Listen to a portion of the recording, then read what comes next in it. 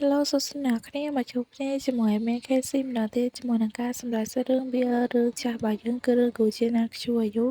បើសួរមូលហេតុអីបានឲ្យមានមកសម្ដែងរឿងចាស់ហ្នឹងវិញដោយសារតែរឿងកូរ៉េហ្នឹងគឺមានគេសម្ដែងចាប់តាំងពីមួយឆ្នាំមុនហ៎ទៅឥឡូវនេះមានសម្ដែងចិត្តថាមកធ្វើរឿងចាស់ទៅដោយសារណាមួយហើយមានធ្វើរឿងនេះបាន3ភាគហើយក៏មានគ្នាយើងចង់ឲ្យមានផុសតដែរចឹងទៅអូខេអត់និយាយស្ពន់ទេឥឡូវយើងចូលទៅកាន់សាច់រឿងភាគបន្តទៀត ចាប់ផ្ដើមនៃពេលថ្មីនេះគឺគេបានបង្ហាញឃើញថាគូហោចើរបស់យើងបានហៅប្អូនប្រុសរបស់គាត់ដើម្បីមកនិយាយគ្នាបន្តិចក្រោយមកប្អូនប្រុសរបស់គាត់នឹងក៏បានដើរចូលមកគ្រូក៏សួរទៅកាន់គូហោចើរបស់យើងនឹងថាតើឯងចង់បានអ្វីពីខ្ញុំក៏ពុទ្ធតែមានការងាររវល់ខ្ញុំគ្មានពេលទំនេរដូចជាឯងនោះទ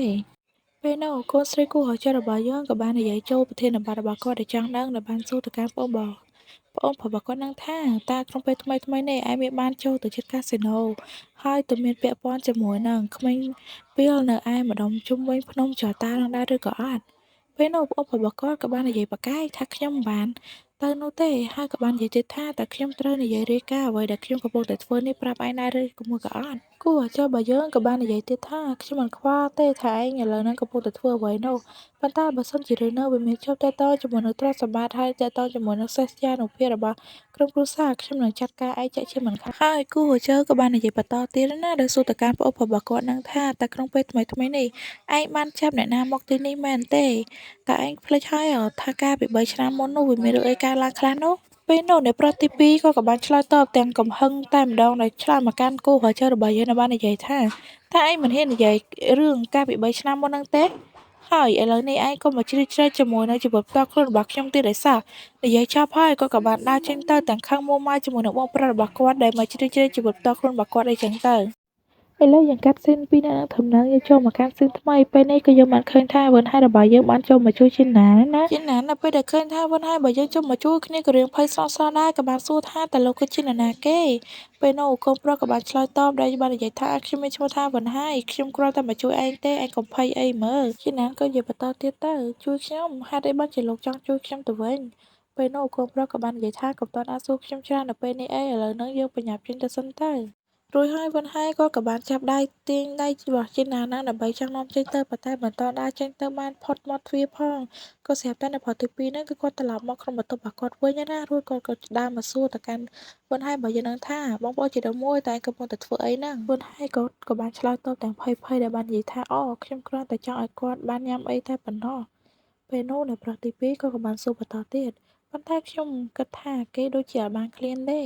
រួចហើយអ្នកប្រុសទី2គូឡាហ្នឹងក៏បាននិយាយបន្តទៀតថាបងប្អូនជីដូនមួយថ្ងៃក្រោយកុំចូលមកក្នុងបន្ទប់របស់ខ្ញុំទៀតបើសិនជាគ្មានការអនុញ្ញាតពីខ្ញុំតើយល់ទេកូនប្រុសហ្នឹងហើយបើយើងក៏បាននិយាយតាមភ័យហ្នឹងណាថាគឺខ្ញុំយល់ហើយពេលនោះអ្នកប្រុសទី2ក៏បានឲ្យកូនប្រុសហ្នឹងហើយបើយើងនឹងត្រឡប់ទៅវិញទៅមុននឹងចេញទៅក៏បានស្ទះហើយបាននិយាយជាមួយនឹងកូនប្រុសហ្នឹងហើយបើយើងថាឯងកុំភ្លេចកិច្ចព្រមព្រៀងរវាងយើងទាំងពីរនេះឲ្យសោះបន្ទាប់ពីកូនប្រុសហ្នឹងហើយបើយើងចេញទៅភ្លាមអ្នកប្រុសទី2ហ្នឹងគឺថាចាប់ផ្ដើមចេញជាកូនញញមកដាក់ទៅកាន់ជីនណានរបស់យើងវិញទៀតហើយដែលគាត់បានដើរចូលមកសួរទៅកាន់ជីនណានរបស់យើងថាឯងហាក់ដូចជាខ្លាចខ្ញុំតើឯងកំពុងតែខ្លាចខ្ញុំឬពេលដែលឃើញថាអ្នកប្រុសទី2ហ្នឹងសួរមកកាន់ខ្លួនចឹងគឺថាកូនស្រីទី2របស់យើងនេះគឺថាកាន់តែភ័យទៀតហើយក៏បាននិយាយសុំអង្វរទៅកាន់អ្នកប្រុសទី2ហ្នឹងណាថាខ្ញុំសូមអង្វរលោកតើលោកអាចដោះលែងខ្ញុំឲ្យត្រឡប់ទៅវិញបានទេពេលនោះអ្នកប្រុសទី2ក៏បាននិយាយមកកាន់ជីណានវិញថាគឺខ្ញុំអាចដោះលែងឯងបានជីណានលើអញ្ចឹងគ្នាខំទៅអសប្បាយចិត្តហើយក៏បាននិយាយអរគុណទៅកាន់អ្នកប្រុសទី2ហ្នឹងទៀតណាប៉ុន្តែអ្នកប្រុសទី2ហ្នឹងក៏បាននិយាយមកទៀតធ្វើឲ្យកូនស្រីរបស់យើងហ្នឹងកាន់តែភ័យទៀតបណ្ដោយដល់អ្នកប្រុសទី2ហ្នឹងគឺគាត់បាននិយាយថាប៉ុន្តែលុះត្រាតែឯងត្រូវរង់ចាំ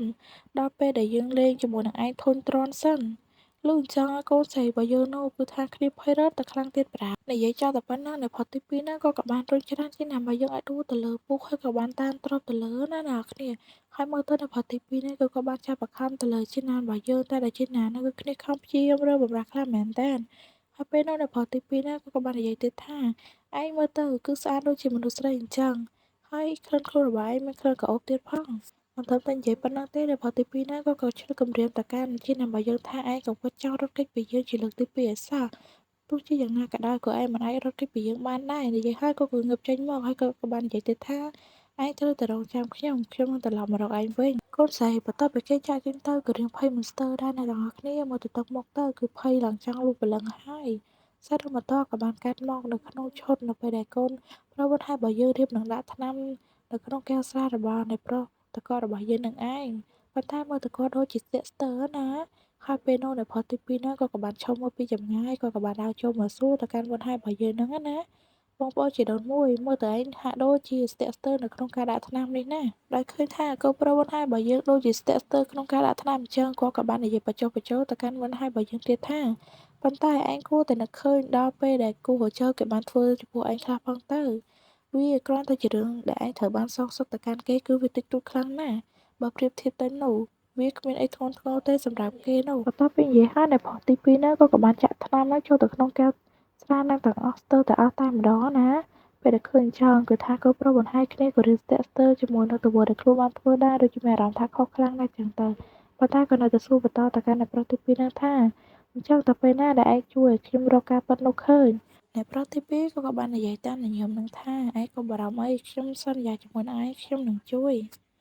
ខ្សែរបន្តក៏គេបានកាន់មកនៅពេលដែរប៉ុន្តែរបស់យើងក៏បានកាន់កែវស្រាហ្នឹងយកមកឲ្យគូហចរបស់យើងណាពេលដែលមកដល់អាកូនស្រីរបស់យើងហ្នឹងក៏បានបញ្ជាឲ្យកូនប្រុសហ្នឹងគាត់អង្គុយចុះទៅរួចក៏បានទាយកែវស្រាហ្នឹងគឺថាយកមកជះចំកណ្ដាលមុខកូនប្រុសរបស់យើងតែម្ដងបើនិយាយទៅកូនស្រីរបស់យើងហ្នឹងគឺថាឈុតហ្នឹងគឺថាធូបបោកកូនប្រុសរបស់យើងខ្លាំងមែនតើណារួចក៏បាននិយាយឌៀមដាមទៅកាន់កូនប្រុសបន្ថែមរបស់យើងហ្នឹងថាឯងគ្រាន់តែជាកូនឥតខាន់ស្លាតប៉ុណ្ណោះចឹងហើយឯងកុំគិតចង់លោភលន់ចង់បានអ្វីដែលមិនមែនជារបស់ឯងនោះសោះកូនប្រុសក៏បានសួរទៅកាន់កូនស្រីរបស់យើងហ្នឹងឲ្យទាំងទឹកមុខមើលទៅគឺថាគួរឲ្យអាណិតខ្លាំងមែនទែនតើឯងស្អប់ខ្ញុំដល់ថ្នាក់នេះផងមែនទេកូនស្រីគូហចរបស់យើងក៏បាននិយាយជាមួយនឹងវណ្ណហើយទៀតដែរក៏បានដេញឲ្យវណ្ណហើយរបស់យើងនឹងត្រឡប់ទៅវិញទៅកូនប្រុសវណ្ណហើយរបស់យើងដោយសារតែត្រូវបានគូហចកូនស្រីនឹងដេញហើយក៏ក៏មិននៅទៀតដែរក៏បានដើរចេញមកដល់ពេលដែលចេញមកក៏បានមកជួបជាមួយនឹងអ្នកប្រុសទី2ហើយក៏បានចូលមកសួរទៅកាន់អ្នកប្រុសទី2ហ្នឹងណាដោយសួរបញ្ជាក់ថាចង់ដឹងអំពីរឿងខ្លះៗទាក់ទងពីគូហចរបស់យើងបន្ថែមទៀតទេអញ្ចឹងទៅពេលនោះអ្នកប្រុសទី2ក៏បានសួរមកកាន់ប៉ុន្តែបើយើងទាំងរឹកពីមើលទៅដូចជាសប្បាយៗតែម្ដងដោយអ្នកប្រុសទី2ហ្នឹងគាត់បាននិយាយថាតើឯងកំពុងតែព្រួយបារម្ភពីគេមែនទេក្នុងពេលឥឡូវនេះកូនប្រុសបន្ថែមបានឆ្លើយតបជាមួយនឹងសំណួរដែលគេសួរទេបែរជានិយាយតទៅទៀតថាខ្ញុំពិតជាចង់ដឹងពីគេពិតមែនពេលនោះអ្នកប្រុសទី2ហ្នឹងក៏ប្រុងប្រាប់តើដែលបាននិយាយថាគូប្រជើកាលពីមុនគេគឺជាក្មេងប្រុសម្នាក់ដែលត្រូវបានឪពុករបស់គេហ្នឹងបានបោះបង់គេចោលដោយឪពុករបស់គេបានរត់គេចខ្លួនទៅជាមួយនឹងមនុស្សស្រីកំណើតរបស់គាត់ហើយពេលនោះម្ដាយរបស់គូហូជើគឺគាត់ពិបាកចិត្តខ្លាំងណាស់ហើយក៏ពិបាកទទួលយកដូចគ្នាទើបពេលនោះគឺគាត់តែងតែវាយធ្វើបាបទៅកាន់គូហូជើរបស់យើងគាត់ស្ទើរតែក្លាយទៅជាមនុស្សឈ្លួសទៅហើយគាត់បានធ្វើបាបទៅកាន់គូហូជើអស់រយៈពេលជាច្រើនឆ្នាំមកហើយដោយសារតែគាត់ពិបាកទទួលយកជាមួយនឹងរឿងប្តីរបស់គាត់បានលួចក្បត់គាត់ហើយនឹងគាត់បានវាយធ្វើបាបកូនប្រុសរបស់គាត់រហូតដល់ឥឡូវហ្នឹងគឺគាត់បានបាត់បង់អាយុជីវិតទៅហើយចាប់តាំងពីពេលនោះមកគឺថាគូហូជើគេបានក្លាយជាមនុស្សម្នាក់ផ្សេងទៀតដែលមានឈាមត្រជាក់និងគ្មានធម៌មេត្តានោះឡើយហើយអ្នកប្រុសទី2ហ្នឹងក៏បាននិយាយញុះញង់បន្តទៀតដោយបាននិយាយថាបន្ទាប់ពីនោះគឺថាគូហូជើគឺគេតែងតែគៀបសង្កត់ខ្ញុំគ្រប់ពេលទាំងអស់ហើយឪពុករបស់ខ្ញុំក៏ចូលចិត្តគាត់ទៀតផងដែរអញ្ចឹងបងប្អូនជីដូនមួយឯងនឹងនៅខាងខ្ញុំឬមួយក៏នៅខាងគូហូជើទៅហើយឈ្មោះដែលគេហៅឯងថាគឺជាកូនអត់ខាត់ស្លាវាគ្រាន់តែជាឈ្មោះជានាមតែប៉ុណ្ណោះកូនមិនស្របច្បាប់ដូចជាឯងក៏មានសិទ្ធិទទួលយកបានទ្រព្យសម្បត្តិបន្តិចបន្តួចផងដែរហើយអ្នកប្រុសទី2ហ្នឹងគាត់ក៏បាននិយាយបន្តទៀតណាថាពេលនេះឯងនិងខ្ញុំគឺជាទូកតែមួយហើយបើសិនជាឯងបានដាក់ថ្នាំនោះសម្រាប់នៅក្នុងស្រារបស់គេបានរយៈពេល3ខែគេនឹងស្លាប់បន្ទាប់មកខ្ញុំនឹងក្លាយជា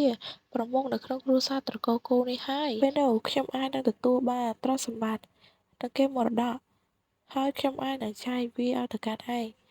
ពេលនោះកូនប្រុសបានហើយគាត់ក៏បាននិយាយទាំងទឹកមុខមិនពេញចិត្តទេទៅកាន់អ្នកប្រុសទី2នឹងថា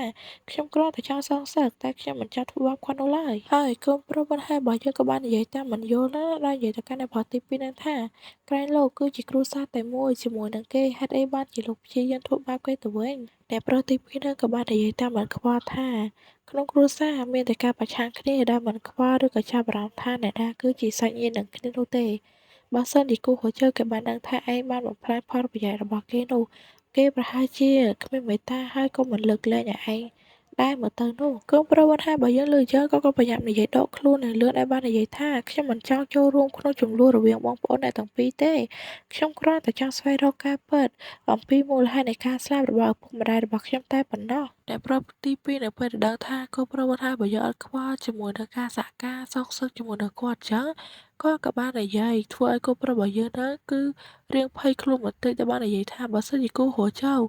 គេដឹងហើយគេចង់សងសឹកឯងដោយសារតែដឹងថាឯងបានដាក់ថ្នាំនៅក្នុងស្រារបស់គេនោះកូនប្រុសបុត្រីក៏បានឆ្លើយតបទៅរាងជឿជាក់តិចដែរដែលបាននិយាយថាខ្ញុំនឹងប្រាប់គេថាគឺជាឯងជាអ្នកបញ្ជាខ្ញុំពេលនោះដែលប្រុសទីពីរក៏អស់សំណើចដែលបាននិយាយថាបងប្អូនជាដូនមួយអ្វីដែលឯងបានធ្វើទោះបីជាឯងប្រាប់តែគាត់ក៏គាត់មិនជឿនោះដែរទោះបីជាគូហួចចូលគេដឹងក៏គេមិនលើកលែងឯងដូចគ្នាហ្នឹងហើយកន្លែងនេះគឺថារឿងរបស់យើងគឺជាប់ត្រង់កន្លែងដែលប្រុសទីពីរនិយាយគំរាមទៅកាន់មើលហើយរបស់យើងតែម្ដងណាអធិស្ឋានផលដោយសារតែភាគនេះអត់មានសម្រាប់អសរល្អទេព្រោះតែអត់មានឈឺកគ្នាយើងព្រោះតែផ្ដាសាយហ៎ចឹងបើសិនជាមានកន្លែងខុសឆ្គងច្រើនអ្នកនរគ្នាជួយខមមិនផ្ដល់មតិឲ្យមានបានឲ្យមានអាចនឹងទទួលការរិះគន់ពីអ្នកនរគ្នាបានណាអរគុណច្រើន